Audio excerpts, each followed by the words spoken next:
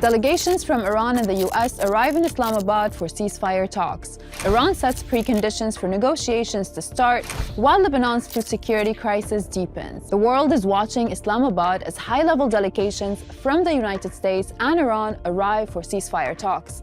Pakistani mediators say just the fact that it's taking place at all is a miracle. The Iranian side are beginning these talks, insisting on an end to the assault on Lebanon and for blocked assets to be released before the talks can even begin. So, what do we know so far about the negotiations taking place in Islamabad? We know the US delegation is led by Vice President J.D. Vance, Trump's son-in-law Jared Kushner, and Special Envoy Steve Witkoff. They have their 15-point proposal that Iran previously called maximalist. While the full details of that proposal haven't been released publicly, the core demands are: Iran must never develop nuclear weapons. Iran must also no longer enrich uranium, reopening of the Strait of Hormuz, ending Iran's support for regional proxies, and limits of the range and number of Iran's missiles. Now, on the Iranian side, the delegation is led by Parliamentary Speaker Mohammad Ghalibaf, Foreign Minister Abbas Araghchi, and Supreme National Security Council Mohammad Zulghadr. And they come with their 10-point proposal, which has been highly contested as the US claims there are two different versions of that proposal.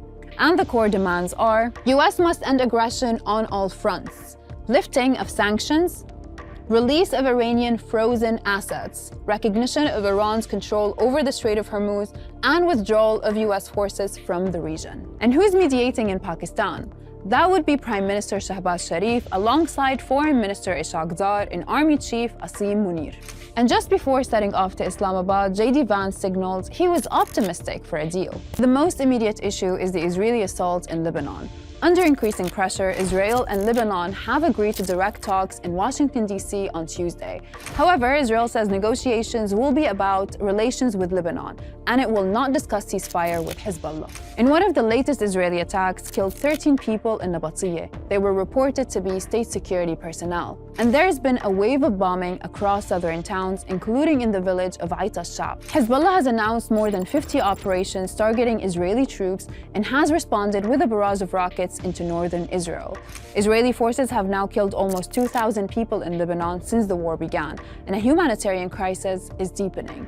The UN World Food Programme says the entire food system is in danger of collapsing. More than 1.2 million people have been displaced across the country. That's 1 in 5 of the population. That's all from me for now. Stay with us on Al Jazeera for every development in this fast-moving war.